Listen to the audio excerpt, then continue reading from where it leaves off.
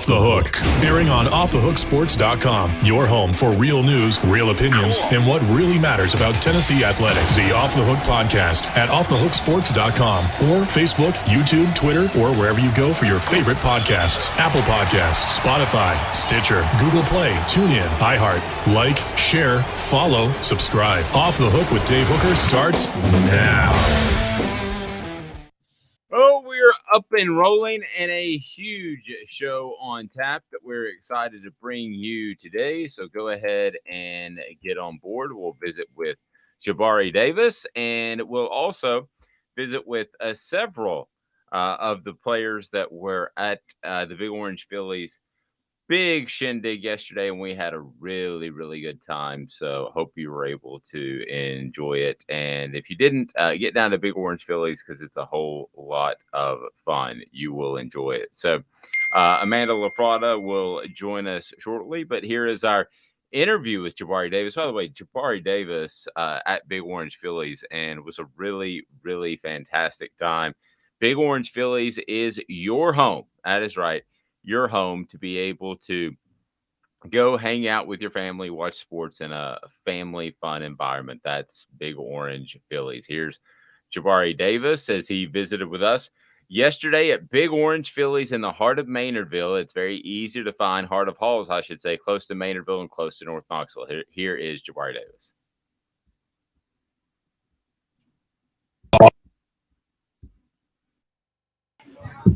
It is Jabari Davis. Man, this guy's back in the day. He's still donning the orange, and I covered him a long time ago. Yes, you did. Yes, we're both pushing about, 28, 29 years old right now, Jabari, is that right?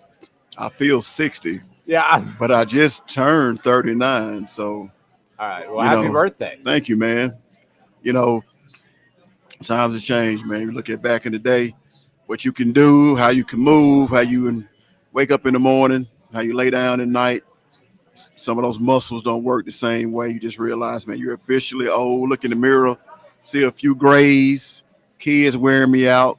So I'm a father of 5, so you can imagine that puts 10 extra years on your life, man. Stresses you a lot, stresses you out a lot. But I'm making it, man. Yeah, wait till you get to start paying for college when they're 19 and 17. Wow. That's fun. I'll be there soon. I got a son at 16, right. So he'll be a senior next year. So I'll be going through my college experience with him. We're at Big Orange Phillies. I want to talk about what you're doing because it's really cool in terms of former players or current players, I should say, being able to get out in the community, make a little cash. I want you guys should be able to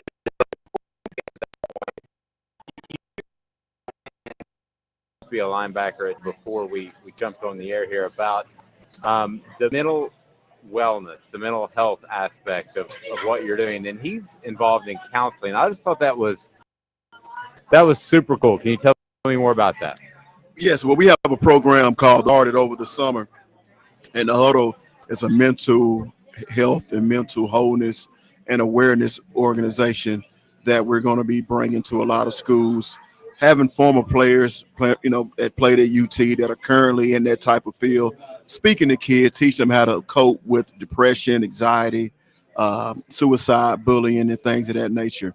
And the reason we call it the Huddle is because, anytime your brothers or your sisters are needing any help, you want to huddle up with a great support system that can help guide them, and so they can be successful and be able to treat them and speak to them and breathe life to them. Just let them know it's okay. And if you're not feeling okay, hey, we didn't feel okay either, but we got some help. And the Huddle stands for having undeniable dedication, discipline, leadership every day. So with us having football backgrounds, we wanted to do something that was powerful, and a strong moment in sports is when you huddle up with your team, because everybody's looking each other in the eye and saying, hey, we can put some points on the board.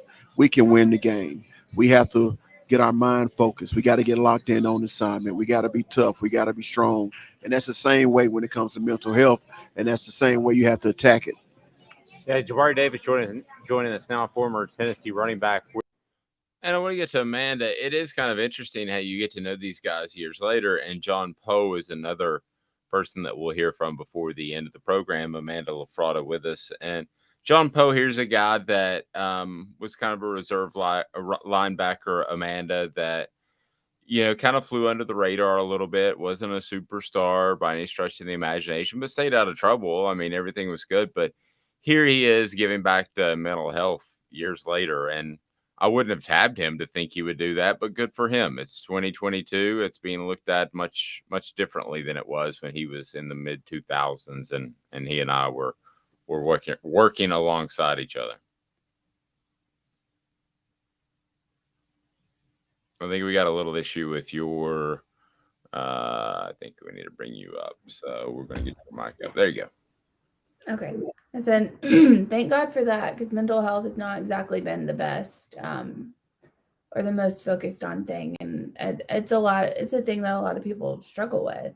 I mean, I think everyone I know at some point in their lives has struggled with their, and I don't think it's really mental health. It's kind of emotional health is, I think, a better term, more accurate. Probably. And I think it's been exacerbated too by, COVID. No lightning strike of intelligence there, but let's face it, we're all stuck at home for a long time, and I've seen people firsthand that it had negative consequences on. So it's not like it's just the flavor of the month thing that, the media tends to jump on.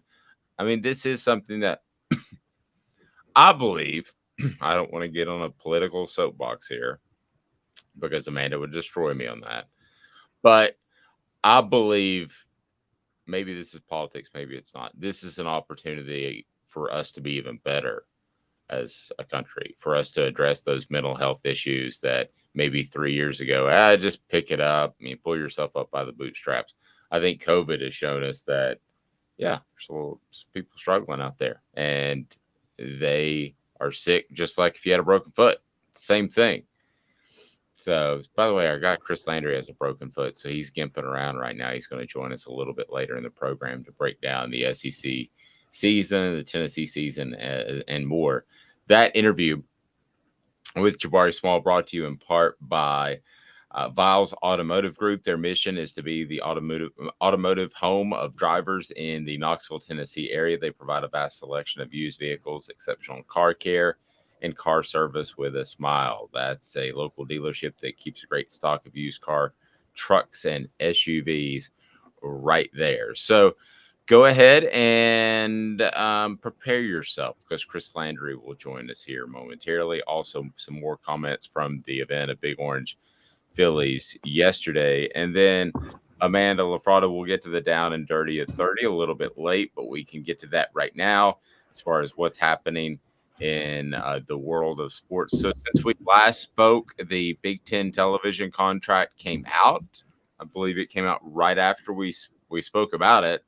What were your thoughts about $1.2 billion per year? It is a lot of money. I do have something coming out on that I wrote later on offthehooksports.com, but it is a staggering amount of money.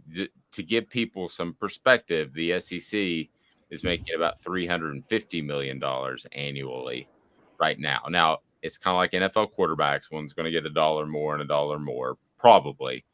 But nevertheless, $350 million to 1.2 is a big, big jump. It is. And I don't think ESPN had that kind of money to go after the Big Ten and the SEC at the same time. Right. So I think that they pocketed their resources, waited for this to play out with the Big Ten, and didn't give as much of a battle with it as maybe they would have done 20 years ago or however long, when they were just top of the ranks. But I think that it was smart of them, ESPN. It was smart of them to wait for the SEC, because for the Big Ten. No, ESPN. Oh, it's smart of ESPN to wait for the Big Ten. To wait for to go for the SEC and wait on that. I agree. Yeah.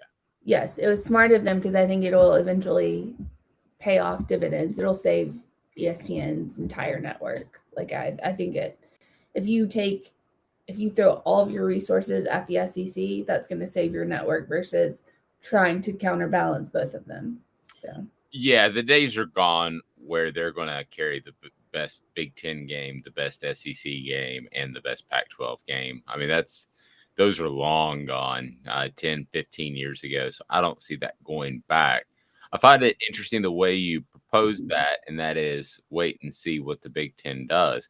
Yeah, I was told that this television contract was going to come as early as Memorial Day, way back in the beginning of the summer. But the reason it didn't is because they wanted to lock in the they wanted to lock in that LA market with UCLA and USC. Uh, I still, though, man, I go back to the philosophical difference is, yes, you get the number 2 TV in the market. And I know analytically you can say X million of people watched UCLA and USC. I just don't. I go back to this. I don't know that the passion is there when USC and UCLA aren't good, which has happened. Does that fade away? Do potential NIL people want to be associated with UCLA and USC? I don't know. I mean, the money's there. It's definitely there. And if you want to bring the biggest celebrity in, then that's a good place to be. It's just the UCLA and USC markets are head to head with the Lakers and, you know, the Rams and the Chargers and the 49ers. And I mean, it's a professional atmosphere in California. It just is, especially Los Angeles. It's just a professional atmosphere, and college goes to the wayside. It doesn't matter if it's USC, UCLA, I mean, Cal, it doesn't matter. No one cares unless you're really, really good. So Please like and subscribe. Amanda and I were going through some of the analytics recently, and only about 80% of the people out there actually have subscribed to the channel. So we want you to do that, and we bring you all kinds of good stuff, like with Chris Landry, with In the Huddle, with Dave and Amanda, where we get to further break down some topics. It's a whole lot of fun. So please hit that subscribe and like button. It helps us show up on your YouTube feed a little bit easier. And we will be here every morning at 8:30. And Amanda LaFrada, a great place to go this afternoon would be Zool Beer Company. Zool Beer Company is worldwide award-winning beer, and I love the big panoramic view. It is a gorgeous, awesome, chill place to hang out. That's Zool Beer Company, the official craft beer of Off the Hook Sports. yeah, it's wonderful beer. I was actually just there yesterday and had Tiny Umbrellas, which is one of my favorite sours ever.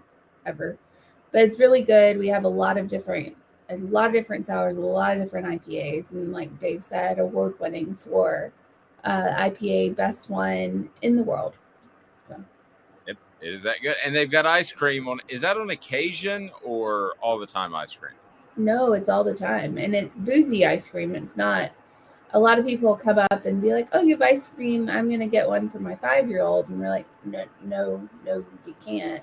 Well, it depends if your child has tooth pain or not. I've been in situations where that's No, that's It's time for today's tough questions, brought to you by the Mattress Place. The Mattress Place is where you need to be if you need a mattress. It is 30 to 70% off every day. No gimmicks. That's right. And it's an A+ accredited member of the Better Business Bureau. Over 225 5-star reviews.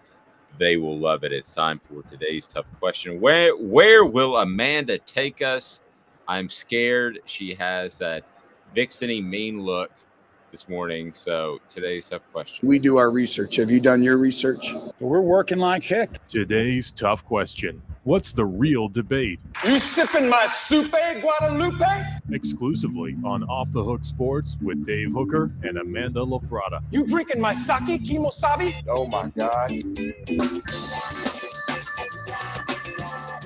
Alrighty, Amanda LaFrada, where are we for today's tough question today? so. Big Ten contract was, you said, $1.2 billion, correct? That's what's been estimated. Yes, we believe it's Okay. $2 Okay. So, with that being said, how much do you think the ESPN and SEC contract will be? I think it'll be $1.2 billion a year. Do you think it'll be exactly the same? Well, 1.21 a dollar. I think they'll go So slightly above. I'm gonna do less, more, or same. Okay. The three options. Oh, by the way, we get a lot of messages from those listening, and we like to pull some out on occasion. Michael says, "Good morning from the beautiful Paris Island, down here to watch my son graduate from the Marines." Well, that's pretty awesome. And thank you very much, sir, for his service. That is super, super cool. Wow. How long do you think I'd make it through Marine boot camp, Amanda? I've got the over under at 36 and a half hours. I don't think I'd make it long. I think there's a glitch. A glitch with me making it in Marines? No, with our connection. I didn't hear you. Oh, okay. I'm sorry. Do you think, how long do you No, think? I heard you. I'm Okay. kidding. I just not answering. Amanda's too quick for me. 36 and a half hours. I did have a friend who went to the armed services, and the very first day he overslept, and the guy he missed the entire run the first day, the first 5 mile run. And the guy came to me, he goes, "Congratulations, Private." And he goes, "I'm so sorry. What? I missed the run. I overslept." He goes, "You just got 2 more weeks of basic." So they added 2 weeks onto the back end of his basic. And it was two friends. And the one friend told me that he's never seen any of us in our little circle of friends cry as hard as that man cried right then. No, Yeah, I imagine. 6 weeks just went to 8 weeks.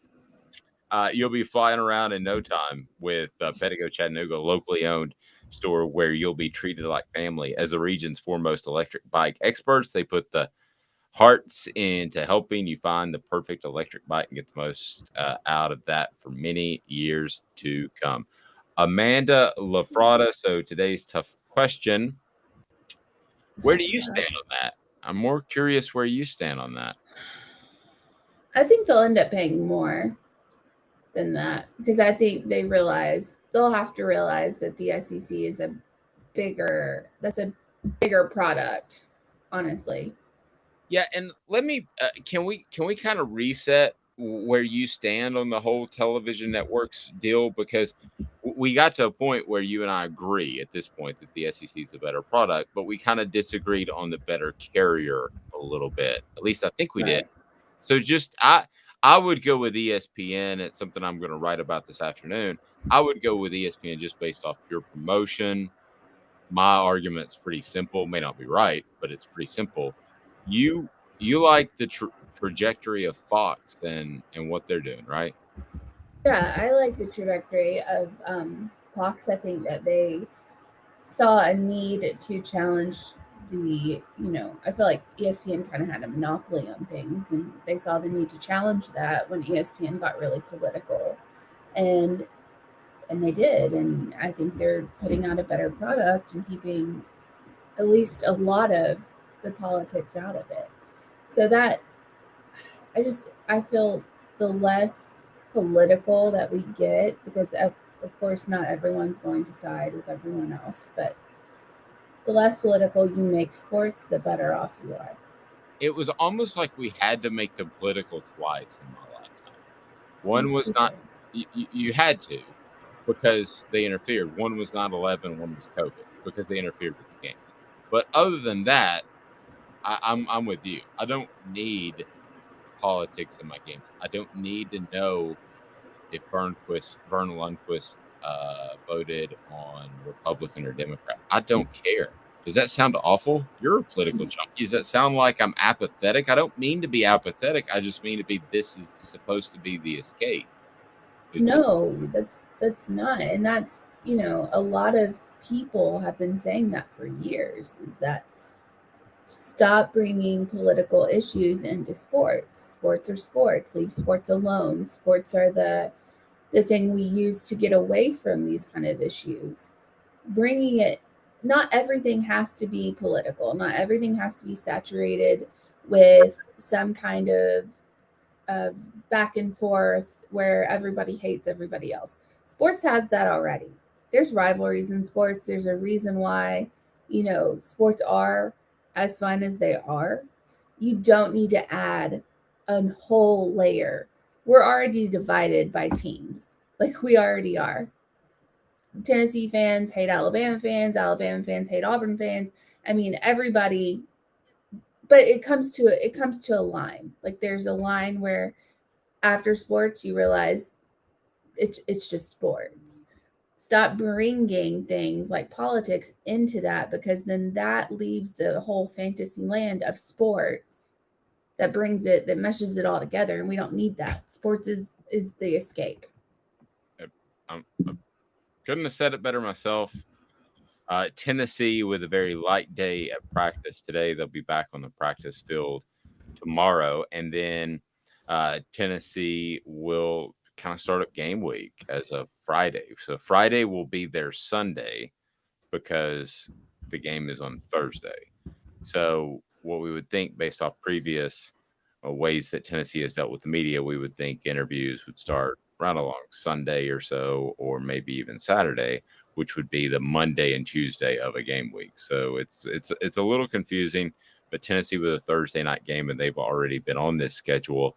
And we will hear from such Vols as how about Jacob Warren, scheduled to visit with him this afternoon, and Cooper May. So that'll be on offthehooksports.com. But this is the time, and I saw that somebody had said Jacob Warren a little banged up, so they're being careful with him in practice. And just like totally on a personal level, I just said, hey, you all right? I'm not sitting a journalist texting, I'm just calling as a buddy, and he said he's fine.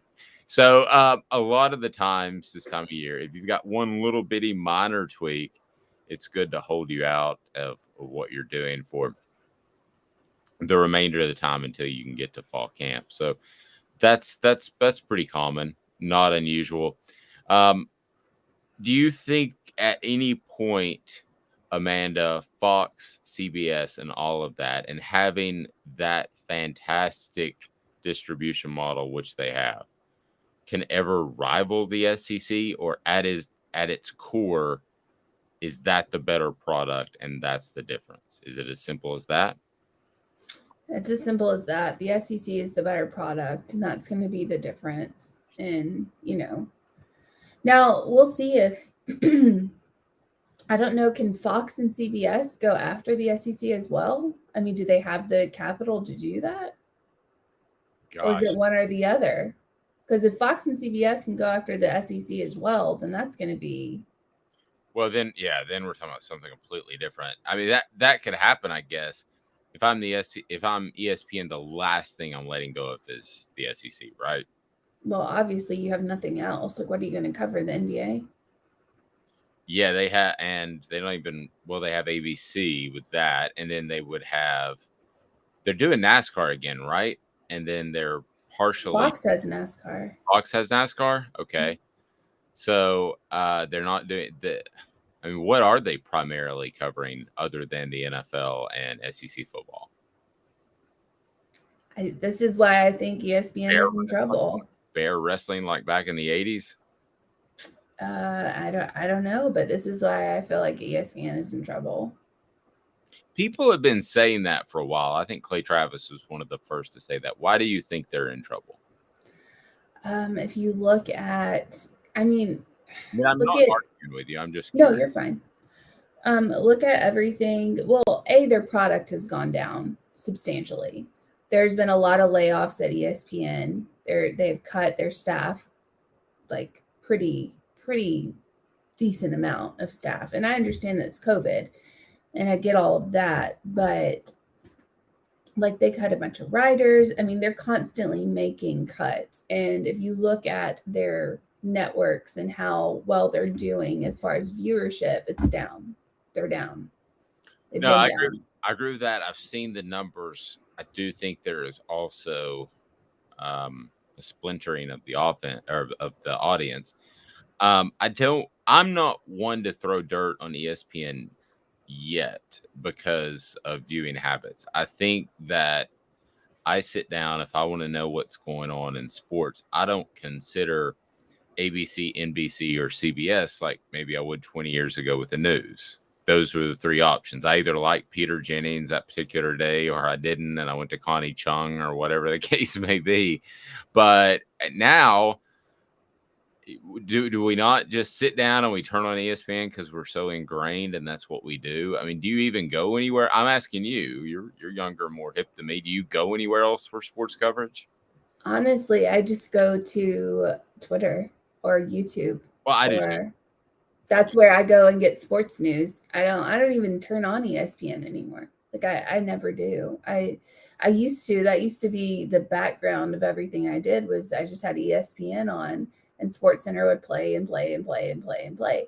But honestly, with people getting rid of cable, and I mean that's a lot of people going to just like streaming services and stuff like that.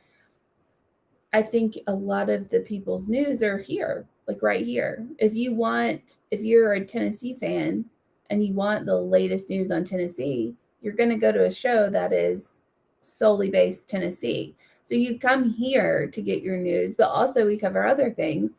So you would come to a place like this, like a podcast or whatever, and you can get whatever you want to know. You can go solely to that part, and then you don't have to watch everything else.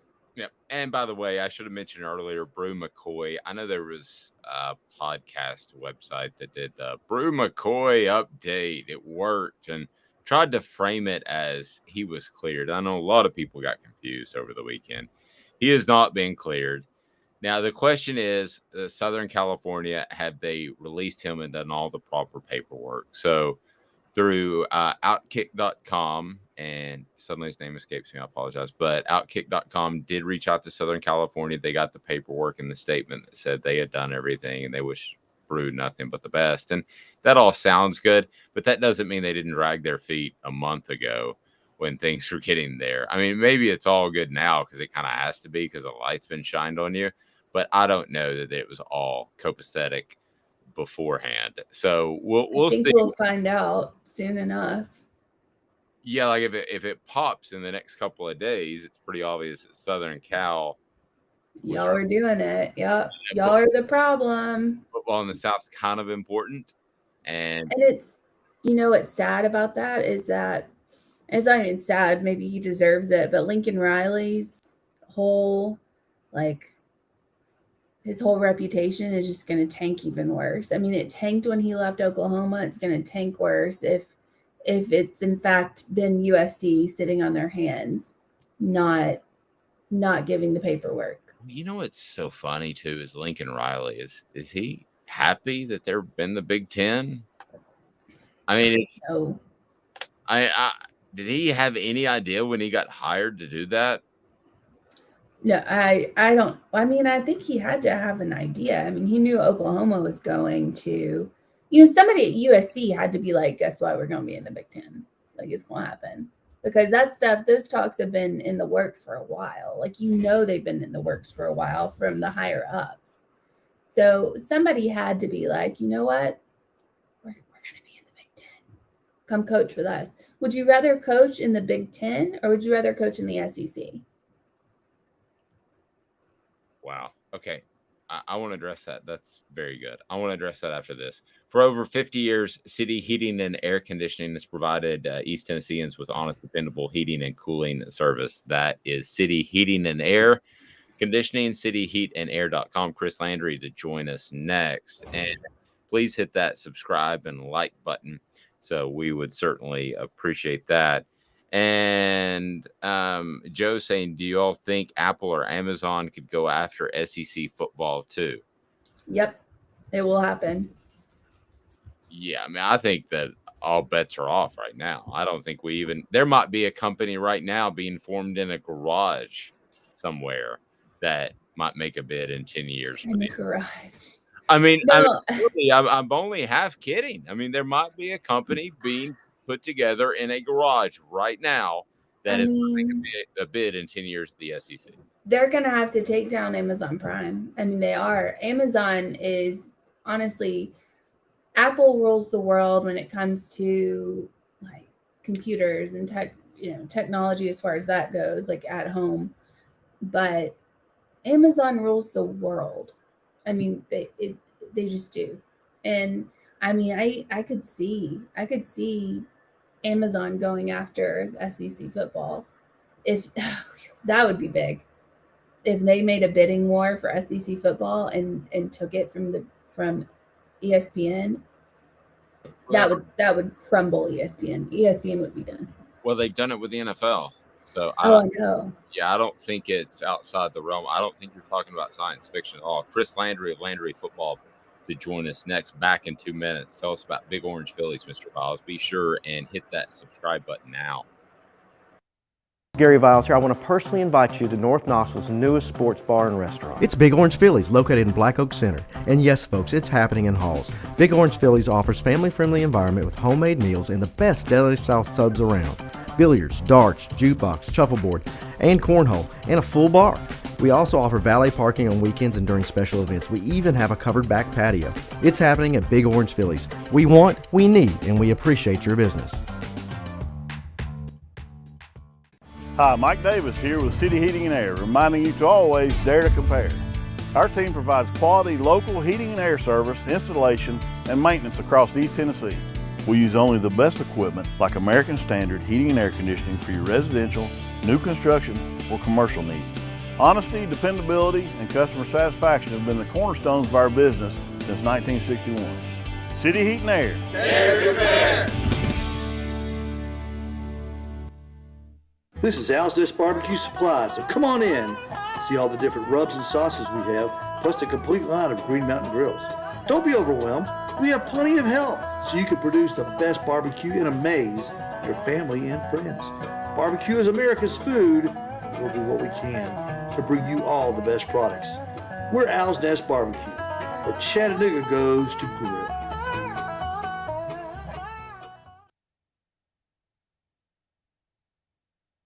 Do you want to own the more that owns every job? Then get to Vassy Lawn and Garden in Cleveland and get you a Toro. I'm David Vassy, here to talk to you about Toro. With a Toro Zero Turn, you'll get more out of every minute and you'll reach the finish line faster. At Vassy's, we like to say, no matter if you're mowing 3 acres a week or 11 lawns a day, homeowners and business owners alike find confidence in equipment they can trust from top to bottom. Vassy Lawn and Garden, Highway 60 North in Cleveland. Man alive, it's worth the drive. So Chris Landry will join us here momentarily. If you can kind of look back, Amanda, at how the how Amazon got the NFL, because if I would have told you that years ago, you would have thought that was pretty crazy. It's pretty insane. By the way, we're going to mention Lynn J. Dixon is no longer a Vol, so that's a stunner. Who would have ever seen that one coming? Was he really hurt is my question. I hope the young man wasn't hurt, but I just know that. But did he have an injury report? Well, he had this decent career at Clemson, and Dabo Sweeney said he needed to grow up, and so then he goes to West Virginia, and he lasts one semester, which that's longer than I would have lasted in Morgantown. But it just seemed like the lack of conviction would undermine him at some point. Is that a safe, fair way to put that, Amanda? This is for a whole day, but like a whole nother day. But it's, at when it comes down to it, we've had a lot of these people and these players that have, gone elsewhere and drop out, basically fail, do stuff that is stupid, and they keep doing stupid stuff, and everyone's going, why are they doing stupid stuff? They're ruining their entire lives.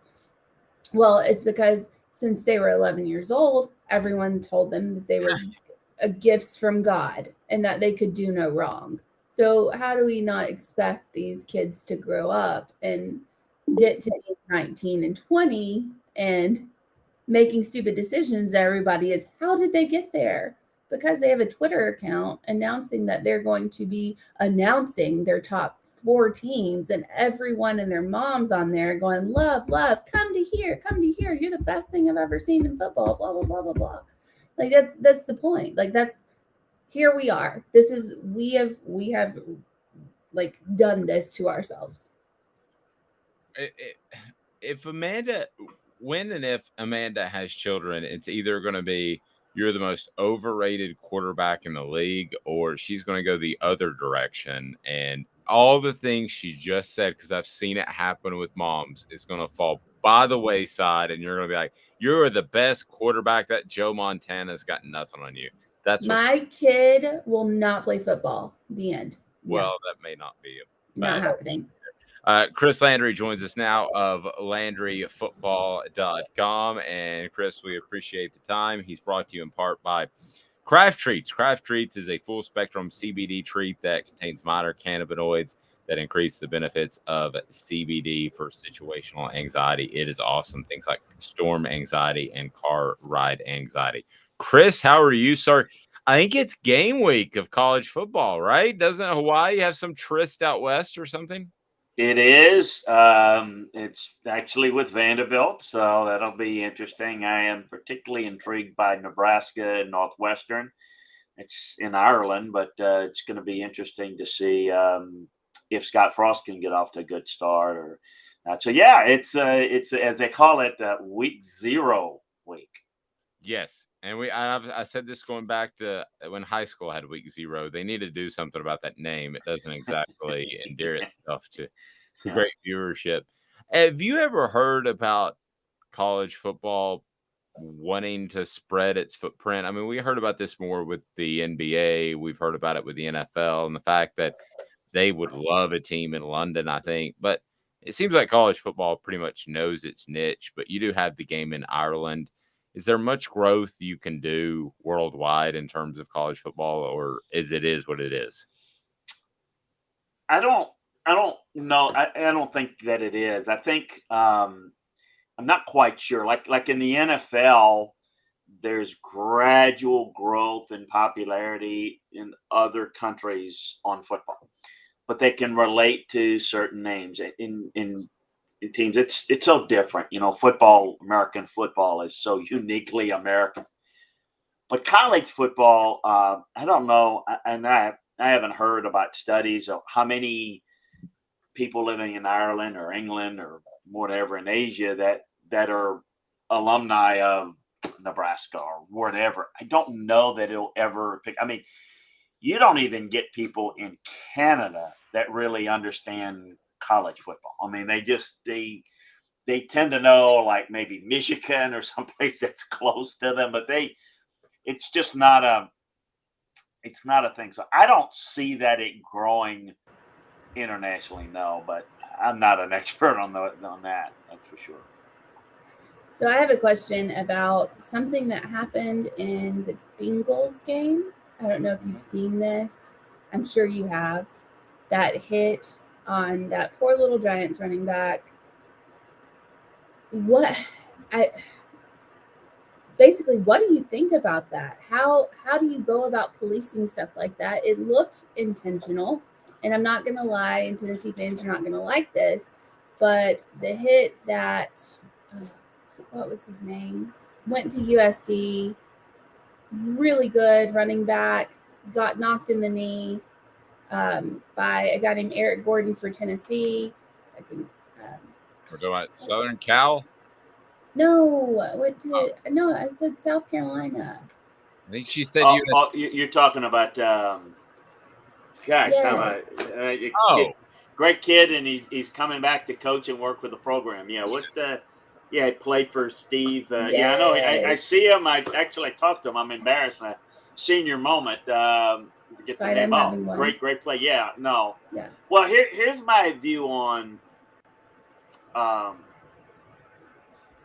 Look, people. Marcus Lattimore. Marcus, I'm sorry, Marcus. Gosh almighty, I hope he doesn't listen to this. I mean, I hope he listens to the show, but it's like, gosh, he forgot my name, Marcus. Yeah, Marcus Lattimore, great player. And look, here's the thing about it. People will say, well, football is is a violent game. You can't police it. Well, here's what we've been trying to do for years. And I think it's a result of, you go back in the old days, football has evolved. It was more violent back then, and they celebrated the violence. The NFL did, and woo, look at that hit, boom. But, we had rules changed because it was so violent. Mel Blount, who I remember, Amanda, you probably heard the name. You're too young to remember Mel Blount, but they called it a Mel Blount rule. Mel Blount was a corner for the Steelers. He played at Southern University back in the day. And back then, you could jam a receiver off the line of scrimmage. He would jam the guy out of bounds. And, they changed the rule because, they wanted to make more offense and make it more of a fun game for most people to watch. So where we are in this is the only way to get bad tackling and headhunting tackling out of it is to identify it. It's tough at times to see what intent, although there's some things, you're alluding to it, that looks clearly intent. Others look like, well, what are they supposed to do? Well, what you're supposed to do is not lead with the head. The reason why they're doing it is for one reason only. They're getting litigated against at all levels. The NFL is, if you don't get, they're losing it at all times. So they're trying to change it. So the only way is to sit them down, and a lot of people don't like it. People don't like it when it's their player on their team that gets penalized and thrown out, but they're okay with it when it affects their team. But that's the only way to do it. You got to be stringent. The only way to get rid of something in any level of football, I'll keep it there, is to make it punitive. Recruiting violations, on-field violations.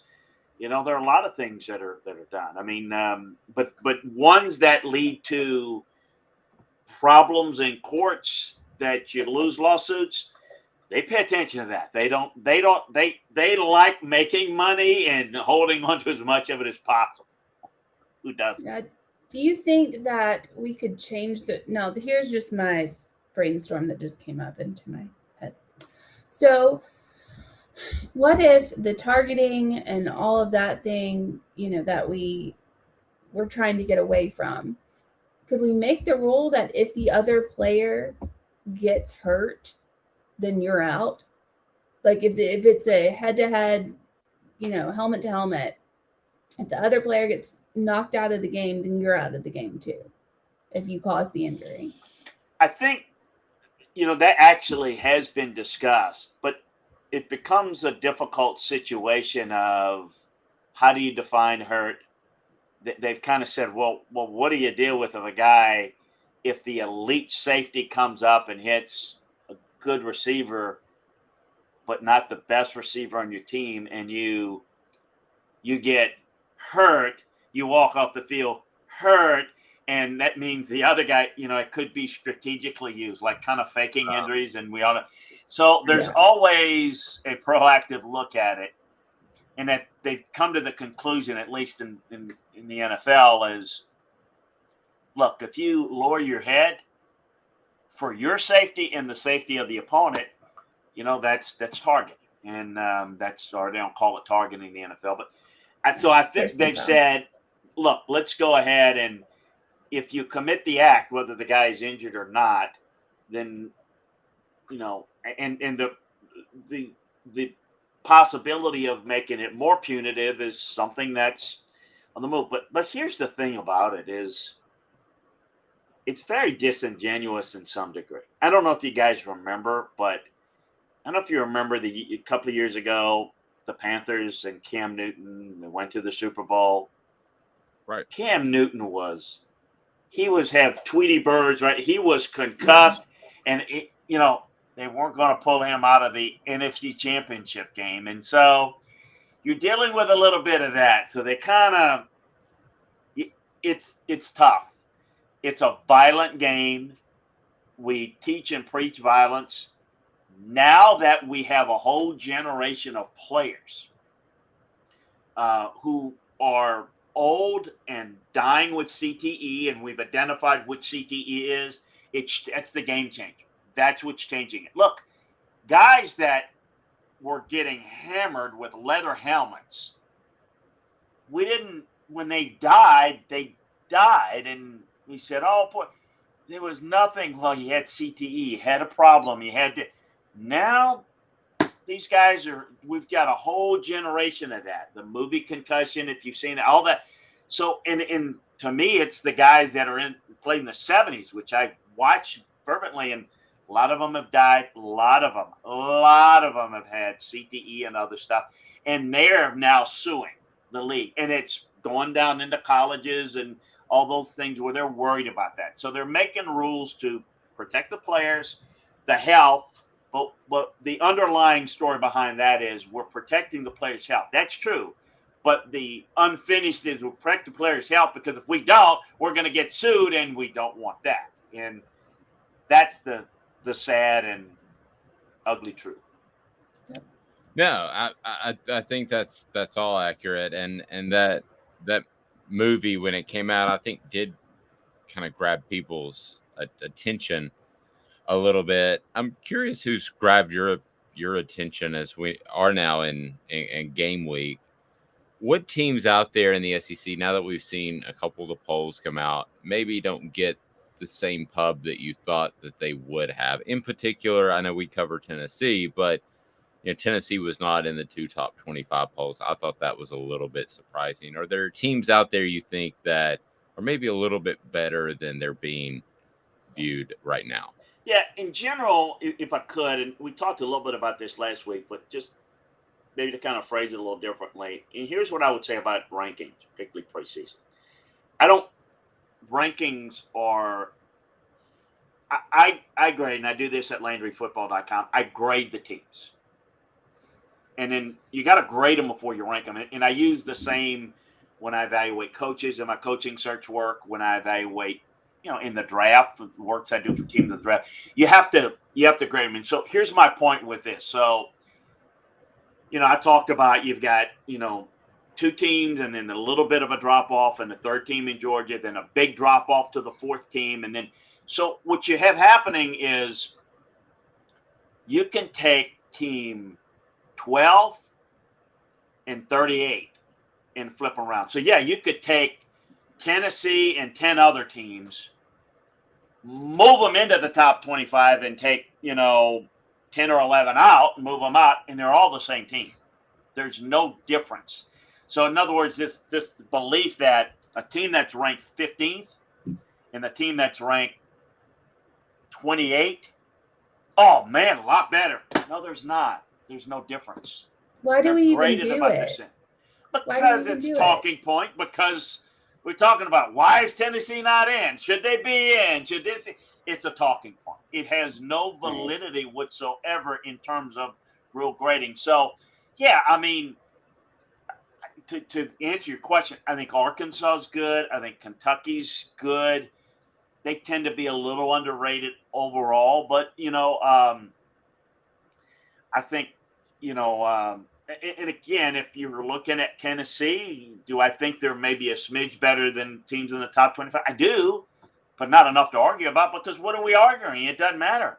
You take care of business on the field, and, it's like the whole people, well, we don't get any respect. You don't give respect. You earn it. Go and do it. Tennessee's fine. Tennessee, you could rank Tennessee 15th or 50th. Doesn't matter. They're going to earn their way into whatever position that it is. Now, there is some belief, and there may be something to this. So I'm going to counter my argument with this. There is some belief that, well, you got to have a starting point. And the playoff committee is going to kind of look at teams that, all right, so if you start to win, they may look at kind of, well, they were ranked here and they're moving up. Well, that's not doing their job if they're doing it, because everybody should have a blank slate. They should have a blank slate every Sunday to some extent. Yeah. But if you lost the past 3 weeks, you can't discount the fact that you lost 3 weeks. And if you start to play well and you're 3-3, overall. But you're right. You should look at it. I guess my point is it should be volatile. Okay, like on your own personal list, and then the numbers will weigh it out because there are several voters. So, like on my list, I would sit down and I don't want to do this, but I would sit down on a Sunday morning and say, who do I think the best college football team is right now? And then I would go second and third and fourth, and that could be way different than a week before, Chris. That's the way I think it should be done. But I think you're right in that people graduate them up and don't really look at all the games. That's why, to Amanda's point, I do think it matters to some extent because not Tennessee per se, but a Cincinnati last year that had to climb its way up. But they did. Give They credit to the committee that they did it, and that's a proof that you start wherever, you earn it, you can be there. But you worry a little bit about, and this is where the committee's different, but this is why, to Amanda's question and point is, look, the rankings don't matter, but it is what people have been ingrained to think about until the playoff committee has a ranking. And look, the one thing about the playoff committee, which I don't agree with a lot of what they do, wait until the middle of October where there's some games. Because when people say, well, who's your top 10? Don't have one. Because they haven't played yet. I can tell you who I think's the most talented, but that doesn't mean that they're the best team. You know, I mean, because I think Alabama might be the best team and might likely win it all. If they don't play like it, then I'll put them wherever they belong in my eyes. But I can't grade off of, of how they're going to be this season until they play this season. But that is all. Look, this is all of what we're doing here. It's all of, the question. It's what everybody talks about. Who's going to win it? Who's the under? You get that at a bunch. And I play along with it too. But the reality is, I get this a lot. Who's your surprise team? If I knew, it wouldn't be a surprise. I just tell you, this is just a really good, you know what I mean? So, yeah, Utah's good, but they're ranked, So, yeah, that I think that's what's fun is who's going to end up being a little bit better than I thought. I thought Cincinnati was going to be good last year. I didn't think they were going to be good enough to make the playoffs, But, there was a little bit of a spot, and I thought Michigan would be better. I didn't think they were going to make the playoffs. So you're going to have some prizes. I think that's kind of fun. That's the beauty of because there's not a whole lot of surprises in college football. Maybe on a given week, but it is chalky as anything. I mean, we know who's going to be in the playoffs with pretty much certainty, and there's not much surprises when it comes to college football in the modern era and historically. So my thing about the preseason rankings is they come out with this list and then they base their opinions on teams on that list, saying, okay, well, you played at the time, this team was in the top 10. And that factors in, even though if that team is in the top 10 and they end up having a 6-6, season, but they were in the top 10 in week 1 and a team played them, and that goes, they played this team and they played 5 teams in the top 10. Even if those teams don't end up being good, they still give that respect to those teams and say, well, look at how great they did. They played 5 teams when they were ranked in the top 10, even if 3 of them end up 6-6. Yeah, I don't see how that you're right. I don't get it. Yeah, and you got to look at how a team continues to evolve during the course of the season. I'm telling you, you're not the same team every week. People think they're the same because, well, if you kick somebody's rear end by 20 points for 5 weeks in a row, well, they're consistent. Well, no, because you're beating different teams, different styles, and you play differently, and I think you have to factor all of that in. And so somebody that's ranked, Florida State comes to mind. Remember when Alabama played Florida State? Had the injury. Alabama beat them. Florida State was top 5? 3. They were third. 3. They ranked top third. 5. They were they didn't even have a winning record that year. They weren't even top 50 by the end of the year. So what does that really mean? Well, you can make the case. Well, they were good at 3. You don't know whether they were good or not. They beat them. That's all you can do. You have to look at it. College football is unique. Schedules are so important. We don't have 32 teams like the NFL. We got a lot of teams. So you have to study everybody. So it's not just, who the teams are. And this is my pet peeve. Well, I'm just looking at the top 10. Well, how the hell do you know, pardon my French, if you don't study the other teams that they're playing? Yeah. So, here's the other thing that just irks me about the preseason polls. They will rank team X because they got a weak schedule. And I think they're going to easily win 10. So we're going to put them there. That doesn't mean that, like to David's point, it's not saying who's better. It's just schedule. I think those are all things that why folks take a chill pill, get some craft treats, take a chill pill on preseason rankings. It will play out. You will earn your way in if you're not in, and you're going to go quickly out if you're not. But I do think there's some bogus stuff. But it's just people guessing. And I grade them as the season goes along. And then when you grade them, then you rank them. And I think you put them in clusters like you do on the draft board. Then I think that starts to get a feel for it. Because then you can say, well, wait a minute. These 10 teams are pretty much even in terms of grade. Well, so when we're ranking a team that's three teams, and each of those 3 teams have played one of the 3 in that column, that gives you a pretty good indication of who they've played that's maybe a little bit easier. But when you look at it and say, well, they beat number 5, this team only beat number 15, well, that's a big difference. No, it's not, because 5 and 15 have a similar grade. That's the way I look at it. And I just use the draft board method because that's how we determine, well, this guy's a lot better, we're going to move up and get him, or these clusters are pretty much even, we're going to move down and get more of them. So that's how I do it. It's just, I just take it from a football standpoint, but the film tells me who's better over time, grading the film. Chris Landry of LandryFootball.com. You mentioned Craft Treats. They bring you his appearance along with Steve Ray's Midnight Oil and Owl's Nest Barbecue. Owl's Nest Barbecue has all the rubs, the sauces you could possibly need, and it's got the wood pellets as well for those automated smokers like the Green Mountain Grill, so they have that. So check them out. Again, Owl's Nest Barbecue. So if I were to ask you the 3, and we've touched base on this before, but Amanda, unless you have anything else, I was going to close out with this. The 3 coaches most likely not to be at their current position in year 2. When we kicked this around, we talked about Saban's possible retirement, Lane Kiffin possibly bolting, but it seems like every time that Eli Drinkowitz opens his mouth, something stupid falls out. So I've got some curiosity there. Just your thoughts, and then I know Amanda has another. Go ahead.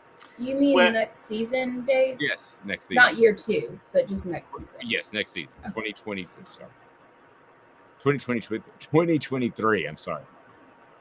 Yeah, I think, we got to, obviously, for political reasons, and we'll see how the football season may end up being a little bit better than some people think. But, I think, the first guy that comes to mind is Brian Harsin because of, the political thing. And I think it's kind of early for Drinkwitz, but I think there's this belief because that is a tougher job than people think, because over there they tend to think, well, look, we've won 2 SEC East titles early, and they don't realize you don't do that at Missouri. It's a fluke that that the East was really weak, and Gary Pinkel did a good job. But Eli Drinkwitz he can't continue to lose a lot of games, and he's got to really show improvement in recruiting.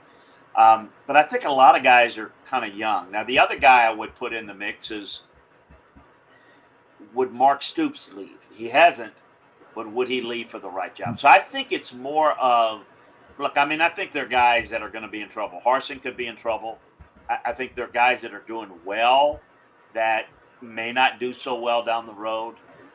But I think right now, I don't know that. I see guys potentially more bolting than getting knocked out. Now, with that said, last year at this time, if you're posing that question, there's no way I'm saying, you know what, I can see a scenario in which Dan Mullen's going to get let go at Florida. There's no way, Right.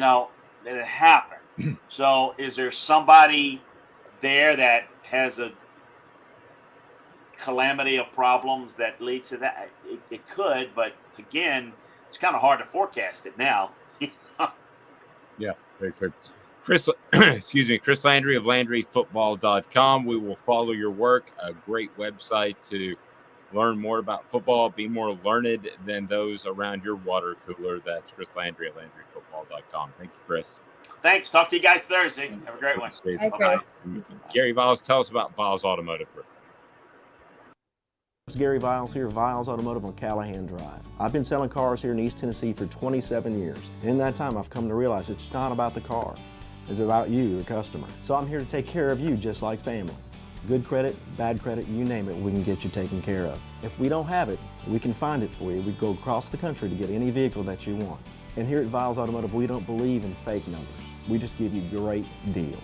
And as always, we want, we need, and we appreciate your business. Do you want to own the more that owns every job? Then get to Vassy Lawn and Garden in Cleveland and get you a Toro. I'm David Vassy, here to talk to you about Toro. With a Toro Zero Turn, you'll get more out of every minute and you'll reach the finish line faster. At Vassy's, we like to say, no matter if you're mowing 3 acres a week or 11 lawns a day, homeowners and business owners alike find confidence in equipment they can trust from top to bottom. Vassy Lawn and Garden, Highway 60 North in Cleveland. Man alive, it's worth the drive. This is Steve Rain. I own the Midnight Oil and Michelin Tire Direct service station here in Ottawa. It's not a fancy place, never has been, but it's a clean place with clean restrooms and good folks who work here. We sell gas and fix cars, nothing glamorous, but we love what we do, and we're going to keep doing it for a long time to come. There's not many real service stations left, and that's a shame. We're the guys just like the guys back in your hometown. We'll fix your tire, change your oil, and put a new set of Michelins on your car. If you want a Twinkie, you'll just have to keep on going. Thanks for the business.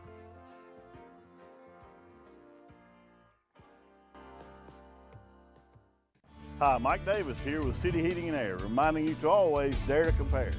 Our team provides quality local heating and air service, installation, and maintenance across East Tennessee. We use only the best equipment like American Standard heating and air conditioning for your residential, new construction, or commercial needs.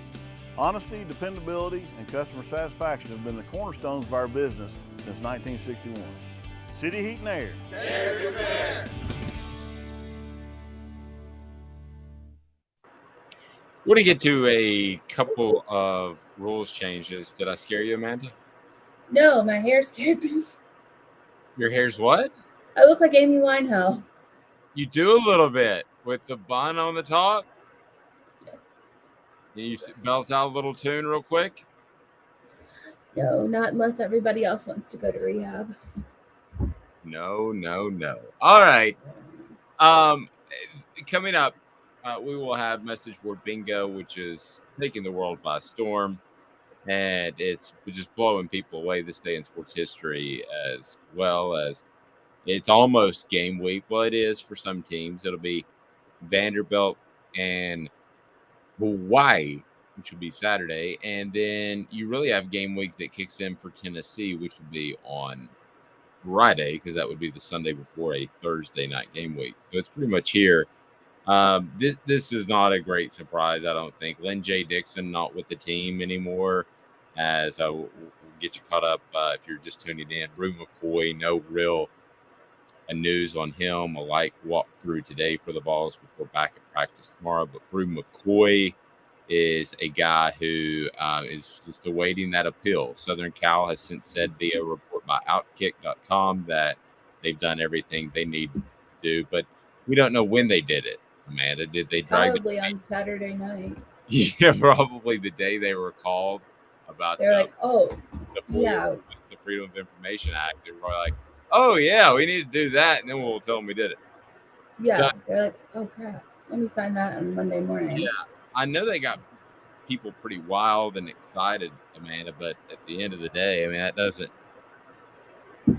mean the damage wasn't done by delaying it, if they did. And I'm not saying they did, but if they did, should Tennessee fans even be upset? I mean, let's be honest here. Yeah. Well, yes and no, but let me play the other side. If you had a guy that came to your school and was all about being a part of your football team, but left after a couple of weeks to check out Texas and then came back and you welcomed him back and then left again, that's not the type of the guy. That's not the type of guy you would bend over backwards to help. Yeah, but it doesn't matter. This isn't even about the guy at this point. Like, I agree. It's not about him as a player or what have you. The problem is that USC. This is screw the player. This is as a university, as an athletic program, as a football program. What are you doing? Like, why are you doing this? This is something that you just don't do this. Like, if a player leaves and you want him to leave and that's, everybody's fine with him leaving, then you sign the thing that releases him. If it doesn't matter if he is your number one quarterback of all time that you recruited and yada, yada, yada. It doesn't matter if that's the player or if it's a scrub that is a walk-on or whatever. If he's leaving, let him leave. I agree with you philosophically. I think, though, that people can be vindictive. No, that's what I'm saying. Yeah, that's the problem. I think that can sit on the corner of your desk for what could turn into weeks when it should have been a couple hours. Well, yeah, and that's the issue. That's what, that is what I think people should be upset about. Is it has nothing to do with the player. It's why USC are you being like this for no reason whatsoever? Like, why do this? You're just pissing off everybody else. Well, let's don't forget this too. Now, I know he wasn't his coach, but Lincoln Riley is not, and the Stoops clan and that whole lineage of Oklahoma coaches are not big SEC fans. I've wondered in the back of my mind if that could be a factor from the game. That's the thing, is that it seems like, I mean, honestly, it really seems like they're doing it just to do it, just to be spiteful. And that's not something that you want. I mean, that's high school level. Are we mean girls? Like, what are we doing here? Like, be adults. Let the kid go wherever he's going to go. Don't be the policing of, people transferring. It's not your job. You let him go. If this is all true and if they're the problem, then you're just asking for it. Like, you're just being vindictive children. You're just asking for it. For some SEC team to come up there and stomp you into the ground. Yeah, I agree. And something you don't want to stomp into the ground are honeybees. And you certainly don't want to stomp into the ground great Isn't your best coffee beans. You're a great human being. Tell us about Honeybee, that provides the absolute best coffee in the biz, and you can order it online or you can pick it up in their Knoxville locations. I mean, like you said, without the puns, it's really good coffee, really good beans. They weren't punny. They were very awful, but I mean, just it's really good all the way around.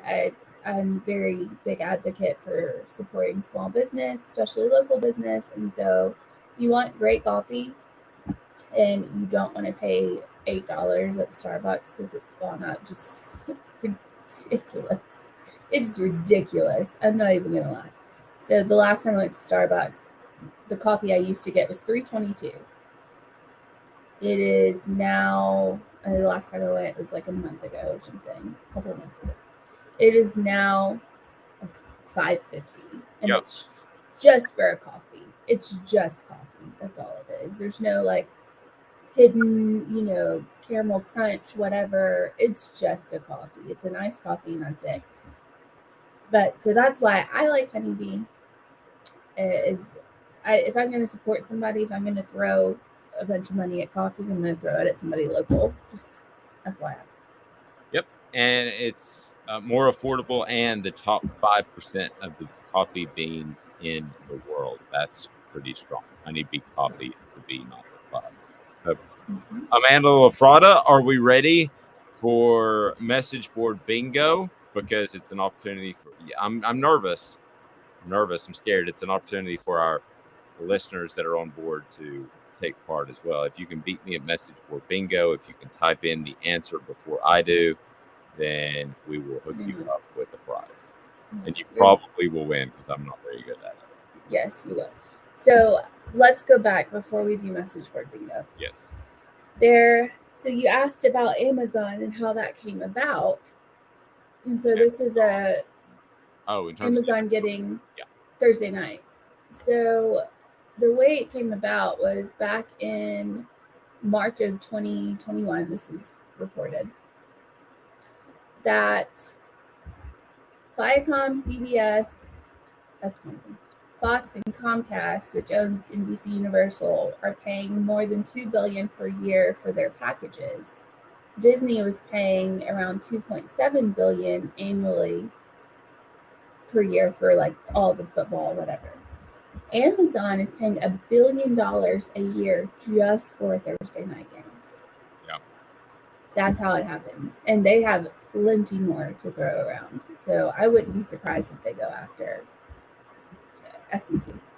No, I mean, I don't know how deep their pockets are, but it's deep. It'd be stunning to have a Thursday, Friday, Saturday, Sunday night game. Monday night game brought to you by Amazon. No, it wouldn't be stunning. I really think that's a very likely scenario. I know that the SEC is under contract with ESPN at the moment, but they will have to get their restructured. And if they want to, Amazon could be like, all right, well, this contract, here you go. I guess it was CBS that had the best thing going in terms of a relationship with the NFL and college football at the same time, right? Yeah, probably. CBS and Fox. Because they had the premiere game on on Sunday afternoon, and then they had the premiere game on Saturday afternoon with SEC. Fox's timing was a little bit different coming up in the late 80s and early 90s. Their relationship with college football, I think, is really just beginning. That is a compliment. They've already done it for a while now with Big Ten Network, but I think they're continuing to grow. So, if anybody could pull it off, I would guess maybe it would be the Fox relationship. But in the end, if you could go to one place and streamline all this, and think about that from Amazon's perspective, if they can streamline all of this to a couple of studios instead of 18 studios across the nation, then their $1 billion might just go $1 billion to the networks and not as much to have to provide their own stuffs. So that could be a big factor as well. It could be. Amazon, can you imagine that? Amazon from Thursday night to Sunday or to Monday evening. Yeah, I can imagine it. I don't think it's and I will tell you this, as much as I love the streaming and all of that stuff, let's face it, good morning to you, Culture Shock from Jackson, Mississippi. I will be honest with you, it is sometimes difficult just to find the show you want to watch with those way streaming set up. Do I sound like Clint Eastwood and Gran Torino, Get Off My Lawn? A little bit. I don't think it's difficult to find the show you want to watch. All you have to do is type it in. It's not for me either. I just have to call my son. All right, so let's go to message board bingo. Message board bingo is now. And here's the way this works. That Ava and I will try to determine who is on Amanda's list of message board bingo. So she will read off a comment on a particular poster board, a message board, a website, a placard. And so then at that point, she will ask me if I can tell you exactly what team's message board that came from. I'm not very good at it. I'm the first to admit that. and you could win a Hooker t-shirt if you top it in before me. I'm just going to go ahead and tell you that. It's not one of my strengths, as Amanda's still struggling to find a strength. All right, message board bingo. First to 3, are we ready to go? We're ready to go. Ava is upset because someone is walking on her street. So just FYI. Give her a crack treat. All right. Nuclear bomb has been set. From my understanding from someone directly involved with that program, yours has been an entitled lazy POS that has the arm of a god but is way behind on the mental aspect of the game and has serious work ethic issues. He's not popular in the locker at all, and Card very much is. Everyone, and I mean everyone, Who very much is? Card. Okay. Everyone, and I mean everyone, thought Card was clearly the better player at this point in their careers. I'm not going to say it is a fact, but it sure seems like the decision was made long ago and is completely out of Sark's hands. I'm going to say that's a fan from Texas A&M talking about Texas. Yep. Whoa! 1-0. Take some of that. Yep, that is Get it. better. That's what you need. It's a really cocky day. Yeah, that's what we need. All right, part 2. All right. So the program simply cannot survive without my contributions, and sometimes the coaches have to be reminded. You're welcome. And I'll read another one. All right. The program simply cannot survive without my contributions, and sometimes the coaches have to be reminded. You are welcome. College NIL deals are a risk-reward for whoever offers it. Remember, NIL deals are driven by ego and desire for access. It's a bet at best. End of the day, you are a friend of the program, and that's what most of those providers want. There will always be another viewers that someone will make a similar bet to be Mr. Inside. And word from the staff, this is exactly what happened. Okay, so I think they're referring to Miles Brennan leaving. All right? No, The quarterback at LSU up and leaving. I'm not giving you who they're referring to. Oh, okay. I think that's who they're referring to.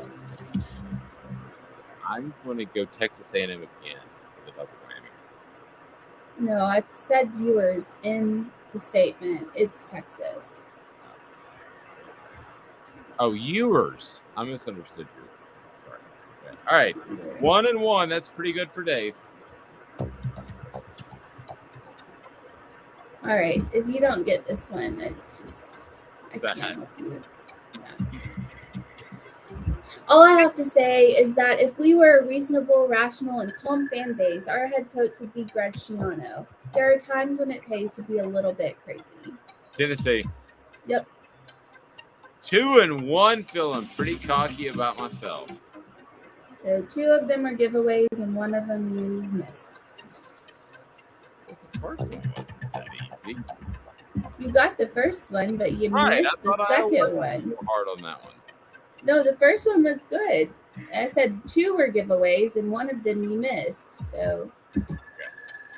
All right, let's get to this day in sports history. It is now, and it's brought to you by our friend at Bassey Lawn and Garden, David Bassey. Not with that music.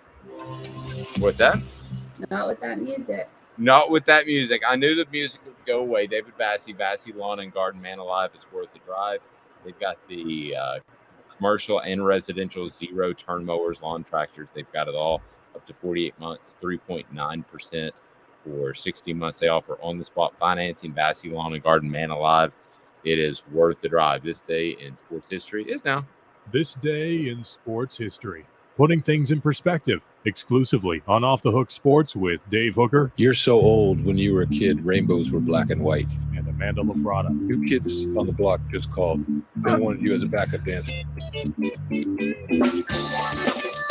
All righty, Amanda LaFrada, this day in sports history. What do we got? All right, so I have 2, and one's good, one's not. So in 1989, Nolan Ryan strikes out his 5,000th batter. Amazing. Good Lord. These kind of numbers that we just won't see anymore. It's just not going to happen because pitchers don't pitch enough, which I understand. So 5,000, right? 5,000. A lot. Okay, go right ahead. All right. And in 1994, DNA testing links O.J. Simpson to murder of Nicole Simpson and Ron Goldman, even though he got off. Yeah, so that DNA thing, that was kind of a big deal. A little bit. Kind of made it harder to get away with stuff, didn't it?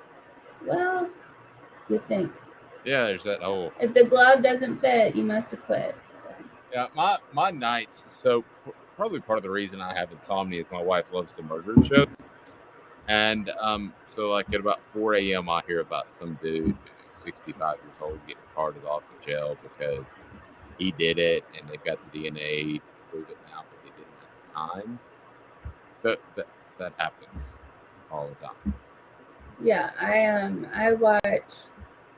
Well, I don't watch the murder shows, but if you ever do decide to watch the murder shows and you want the fear of God put in you, watch the show called Snapped, and it's literally about wives or girlfriends just losing their mind on their husbands and just killing them. Closest you've been to killing a significant other is? So I haven't been close to killing one. I've wanted to kill one, like to the point where you're just laying there and they're asleep and they're snoring. And you just think, like, I could take this pillow and I could just end it. Well, that's horrific. That's not horrific. I guarantee you every woman has thought that. I think my wife's thought that. I bet she has. I bet you money there's been many a time she'd like to kill you. Say that with such conviction. It scares me. Mm-hmm. I don't think that's the case. Maybe I'll have a frank conversation here after the show. The thing is that's how you know that you either don't want to go to jail, it's not worth it, or that you really love someone, is when you have the opportunity to kill them and you don't do it. See, I always looked at it a little bit differently. Maybe I'm crazy, but I looked at it as if you valued someone else's life over yours, then you truly love them.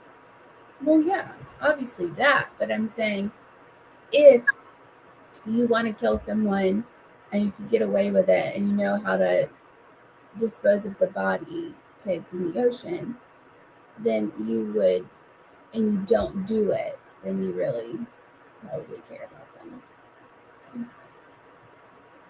Section scares me a little bit. All right, so it is game week, as I guess it's week 0, but that counts for certainly something. And Vandy in Hawaii is what it counts for. Yeah, Vandy in Hawaii. That's about it. Mm-hmm. And I tell you what, the other thing it counts for is this Little League World Series here. Man, does that do anything for you? I think if it did, you would call me something else. Maybe. But I don't understand the Little League World Series, how that gets so much excitement around it. Well, some of them end up going to the MLB and being big-time players. So it's kind of cool to look back. It's like 1 in 10,000. I mean, yeah, I saw – it's less than that, I think. But I saw one that was like favorite actress or something. Did you see that? No, I saw the kid being a kid. Now this is a couple weeks ago, but he accidentally hit a kid in the head, and so the kid goes down to first base, and the pitcher's crying. Did you see that? Yes.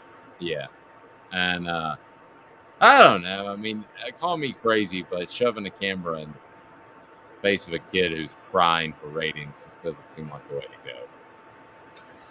I mean, No, but you got to do something to save it. I mean, you're getting nothing right now. Was I that mean, we're kid in soft? August. Was that kid soft that cried on the mound? Was he soft for crying? Yeah, for hitting a kid in the head. I've seen a kid get hit. I don't know if he was really crying because he hit the kid in the head and he hurt the kid, or he felt like he might have hurt the kid, or if he was crying because he hit the kid in the head and he got to first base. Oh, so you just think he was just crying over the base? He might have been crying that he gave up a base. Well, they exchanged a little hug. Maybe he said something to the effect of, "If I would have just killed you, you wouldn't be on first base." No, because that's nationally televised. Don't kill someone on national television. Well, I don't like that. It is my least favorite televised sporting event, the Little League World Series. I think it's cool. I mean, I think it's cool to be. Earlier, you didn't say it was that cool. No, I just said it's not great to watch, but I think it's cool for the kid. Like, you're 12 and you're on ESPN. I mean, I think that's cool. You know, hey, I'm on ESPN. Check me out. You know, whatever. But the one kid had like an actress name or whatever, and it was like Oh, is an adult actress star? Apparently. Can you say her name? I don't know I don't know who it was, but it was like this kid's movie choices. Somebody tweeted it out. So maybe they put like her name over, like photoshopped it in or whatever. That's possible, but I was just like, wow. Okay. Yeah, so a little leaguer did indeed. Wait, this is going back to 2018. Okay, so maybe that's it. What I'm seeing is he did listed. I'm not familiar with this man's work. Johnny Sins as his favorite actor. No, it was somebody this year. It was somebody like it was a girl. Yeah, we're gonna have to do some more research. I'll do some recon on that. I can't go any further than Johnny Sins. That's what I got for 2018. I don't have much more than that. Johnny Sins, I'm sure, has cleaned up his life by now. It's been 5 years. I don't know who that is. I don't either. But I'm sure he's done a great job of turning himself around. There's no question in my mind. So, Off the Hook Sports, today we will have the latest from Tennessee's practice. Not a lot going on. It's a very light day, but we will have interviews with Jacob Warren, who should be a good guy to talk to. And as this offense continues to gel, and also Cooper Mays, we will have interviews that we got yesterday with Jabari Davis, former Vol, and also Latrell Bumpus, who was nice enough to join us. And, you know, Latrell is a guy who this is kind of it for him. He's suffered an awful lot of injuries. So is he able to right the ship and have a strong end to his career?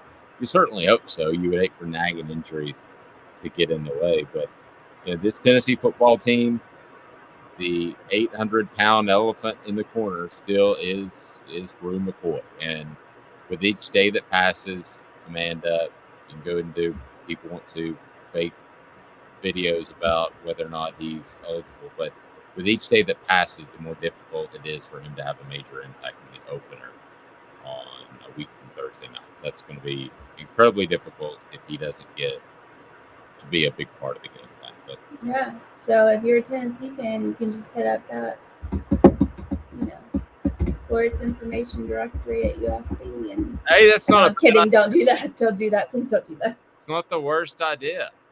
No, it is the worst idea. Don't do that. You seem insane if you do that. Yeah, give you a little taste of what Tennessee fans are all about. So tomorrow on the program, we have a brand new addition to the staff we're looking forward to. I want to take a second here, if I may, and if you would indulge me. With all that we're doing in Off the Hook Sports, I cannot begin to say but thank you and how appreciative I am of one Amanda LaFrada, who does way more behind the scenes than you could ever imagine, but does an incredible job on the scene as well. So I'm very, very blessed and I want to say thank you as big things continue to happen. It wouldn't be without Amanda LaFrada. I'm Dave Hooker. Have a fantastic day, everyone. This is a presentation of